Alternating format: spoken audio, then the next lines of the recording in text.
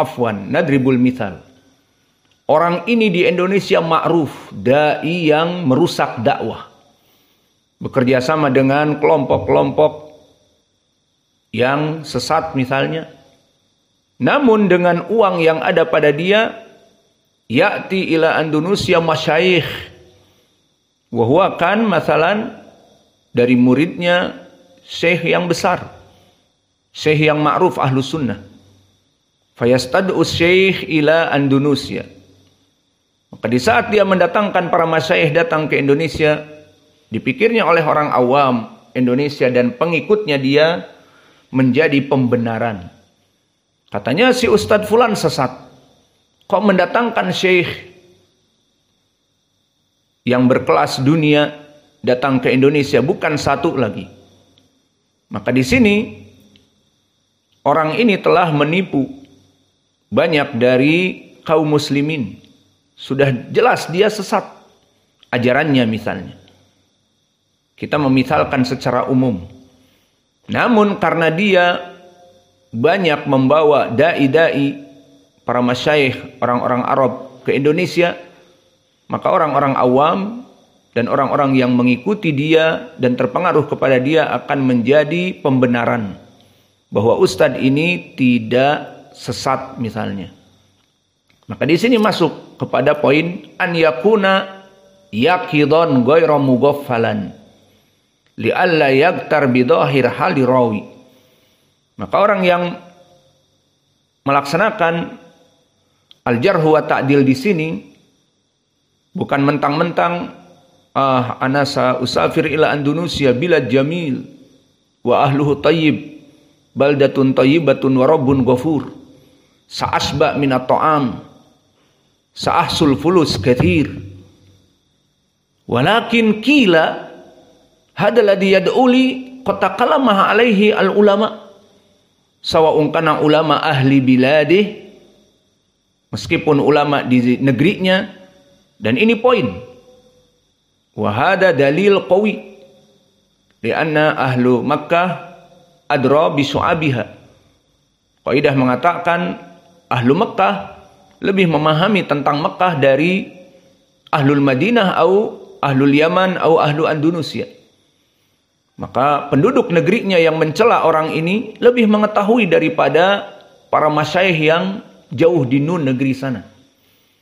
Maka dia di sini misalnya memuji orang ini, namun dalam keadaan mughaffalan ghairu yaqdhan. Afwan ya syekh, anta satruh ila hadal makan. Naam. Lakin hada rajul kada wa kada. Ma'ruf ahlu biladihi yantakiduna wa huwa an yamshi fi ghairi tariq ahli sunnah fa huwa la yubali. Masalan hadal jarih wa hada al muaddil la yubali aham syai' hasal syai' min hada rajul ana ma atadakhal walakin lama wasala ila Indonesia fasuila fayamdah ala anna hada rawi jayyid ahli sunnah wa ila akhir.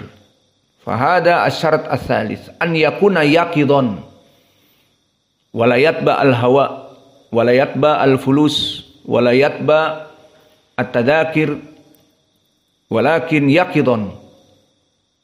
Bal masyhur hada rajul qad taqallama alaihi al-ulama wa huwa la yubali aham syai' hada rajul yastad'ini ila biladih wa khalas. Idan mada ana uaddiluh huwa kasairil muslimin huwa thiqah wa huwa salafi wa ila akhir wa ahlu biladihi yaqulun laisa bisalafi. Idan asyartu tsalits an yakuna yaqidhan ghairu mughaffal. Idan ida anta, jika kamu memang tidak mengetahui orang ini, ya sudah diam. Jangan nanti di Indonesia malah membela orang ini, atau di negeri tertentu malah dia membela orang tersebut. Maka ini syarat dari barang siapa yang ingin memuji dan ingin mencela, harus dalam keadaan dia itu sadar dan tidak tertutup akalnya. Karena dengan perkara-perkara dunia dan perkara-perkara syahwat, agar dia itu menyadari dalam keadaan menjarah dan mentakdil. Apa tujuannya? Agar dia tidak tertipu oleh orang yang akan dia puji dan yang akan dia celak.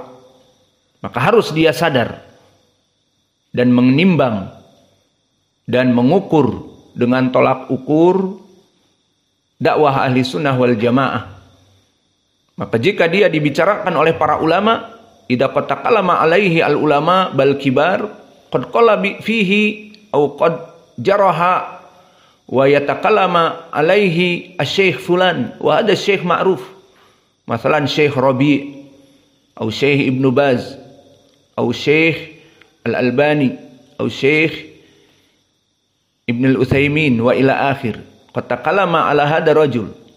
Fa idan limada anta la tubali bi kalamih wa ya'ti ilaihi fasara nas. Maka akhirnya manusia yuthikunahu, dan dia mentausiknya bahwa fulan ini sunni salafi. Maka ini syarat yang ketiga, orang yang menjarah atau mentakdil dalam keadaan berakal, menimbang dan melihat keadaan, bukan terbungkam dikarenakan disumpal dengan uang-uang yang diberikan ataupun undangan-undangan yang diberikan. Dan yang keempat, an yakuna arifan bi asbabil jarhi wa ta'dil. Di alla yujarrih adlan au yu'addil min man istahaqqa al jarh. Maka orang yang masuk kepada permasalahan al jarh wa ta'dil, dia harus mengetahui sebab-sebab al jarh dan sebab-sebab at-ta'dil. Maka bagaimana seorang ahlu jarhi wa ta'dil dan dia tidak mengetahui permasalahan sebab-sebab ini, maka akan lebih parah keadaan. Di mana orang yang harusnya dia puji karena di atas manhaj ahli sunnah, dia celak. Dan orang yang harusnya dia celak dikarenakan mengikuti manhaj yang buruk, akhirnya dia puji. Maka seorang ahli jarhi wa ta'dil, pertama dia harus mengetahui sebab seseorang di atas sunnah, sebab seseorang tergelincir masuk kepada bid'ah. Dia harus mengetahui usul i'tiqad ahli sunnah wal jamaah, usul dari manhaj as-salafiyah, sehingga tidaklah dia memuji orang-orang jamaah tabligh dikatakan sunnah, dan memuji orang-orang dari dai-dai melempem seperti Ikhwanil Muslimin, Ihya'ut Turath, orang-orang roja dan sebagainya dikatakan dari ahli sunnah. Dan begitupun orang-orang yang sudah jelas masuk kepada kelompok yang salah dari Khawarij yang mencela para ulama dan mencela dari para hukam kaum muslimin untuk keluar dari ketaatan mereka dan melaksanakan kudeta, maka ini dianggap ahli sunnah. Yang sudah jelas-jelas menghalalkan bom bunuh diri, maka dipuji ahli sunnah. Dan yang sudah jelas-jelas mengajak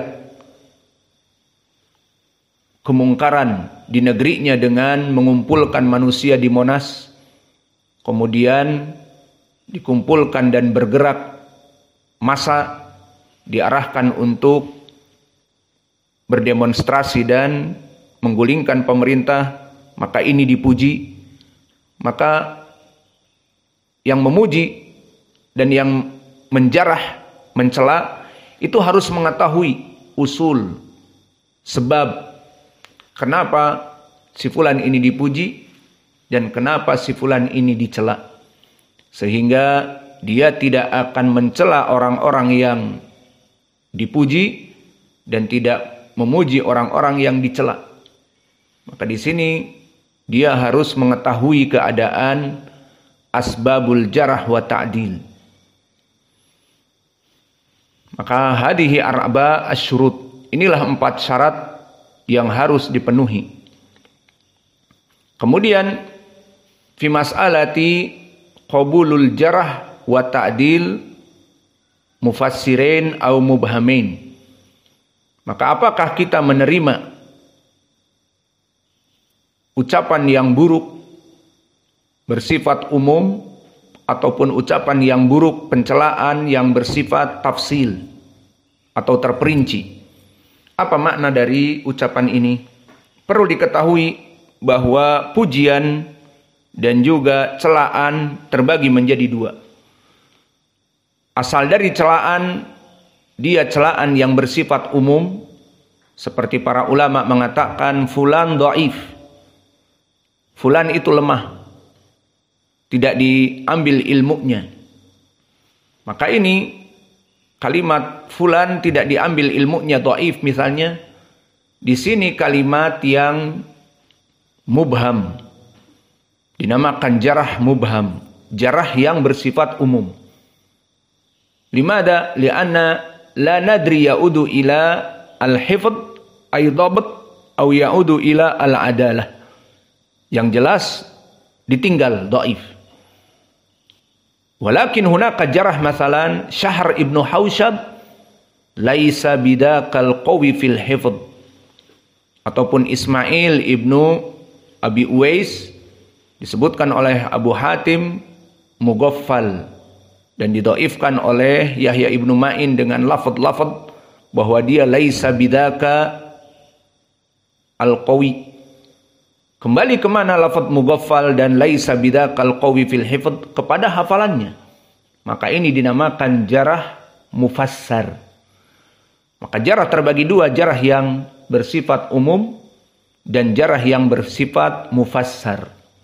Dan begitu pun ta'dil. Ta'dil bersifat umum. Si fulan bagaimana keadaannya, baik. Si fulan sikoh. Dan ada yang mufassar si fulan, seperti Imam Az-Zuhri. Imam sikotun faida sami'a syai'an fa'allaqahu. Jika dia mendengar sesuatu maka dihafalnya. Maka ini dinamakan pujian yang mufassar. Berarti kembali kepada hafalan Imam Az-Zuhri. Maka tidak hanya sekedar Imam Az-Zuhri bagaimana diterima hadisnya, tetapi dia juga jika mendengar sesuatu maka dihafal. Dan ditambah lagi dia hafal ribuan hadis misalnya. Dia hafil. Maka ini pujian-pujian yang masuk kepada pengkhususan dari hafalan, dinamakan pujian yang mufassar. Maka dalam permasalahan ini kita cukupkan dengan pendapat jumhur.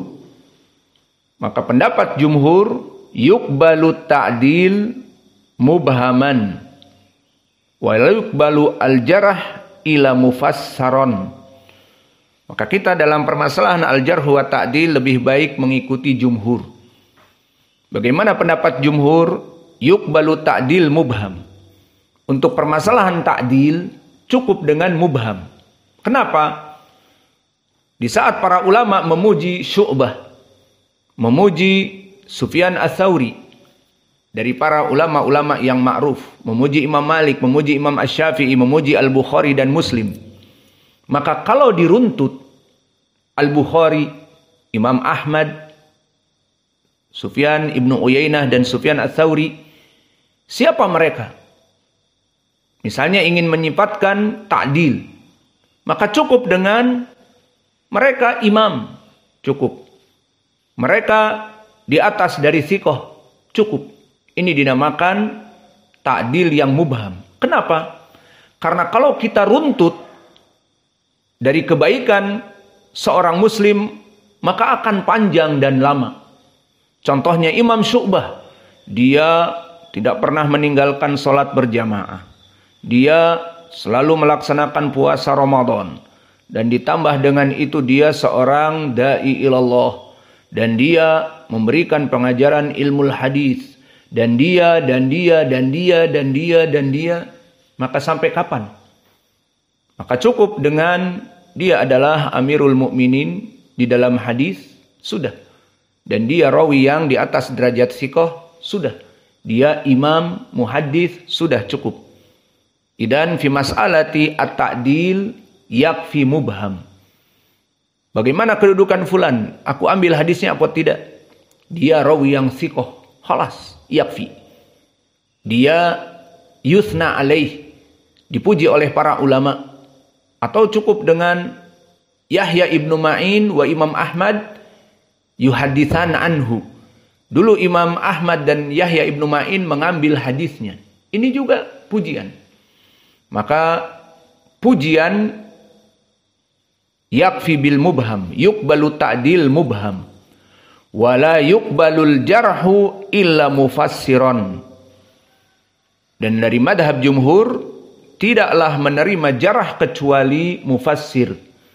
Maka jarah mufassir seperti fulan dhaif. Kenapa? Fulan dhaif karena hadithuhu muttarib. Hadis-hadisnya dia guncang. Dengan cara tadi di pelajaran yang lalu apa? Dikembalikan kepada hafalan para imam di zamannya. Maka hafalannya guncang. Maka ini dinamakan jarah yang mufassar. Si fulan dhaif, seperti misalnya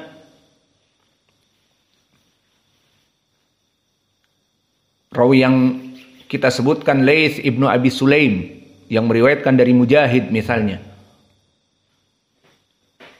atau Abdullah Al-Qadi. Maka misalnya Laits ibnu Abi Sulaim dhaif. Limada? Karena hafalan dia rusak. Banyak hadis-hadis yang mungkar, berkesendirian. Maka ini jarah yang mufassar. Dan juga Abdullah ibn Lahiyah misalnya. Disebutkan dia terbakar maktabahnya dan didhaifkan hadisnya. Dan Abu Zur'ah mengatakan dia dhaif sebelum terbakar, apalagi setelah terbakar kitab.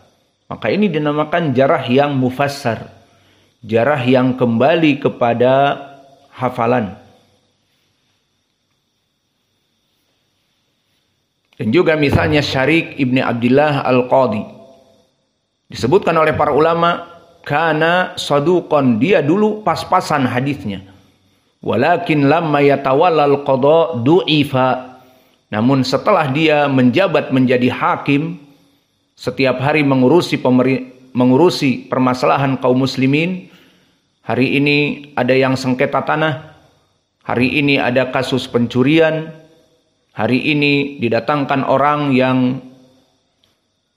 permasalahan tolak di sidang dan permasalahan yang lainnya.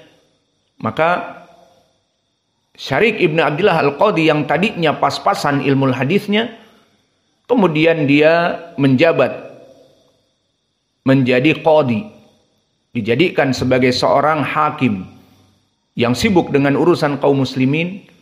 Maka kemudian disebutkan falamma tawalla al-qada au falamma tawalla al-qada du'ifa.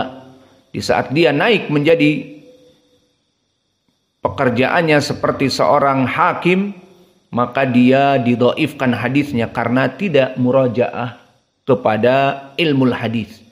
Sehingga periwayatan dia hancur, hafalannya hancur karena tidak ada murajaah. Maka ini jarah seperti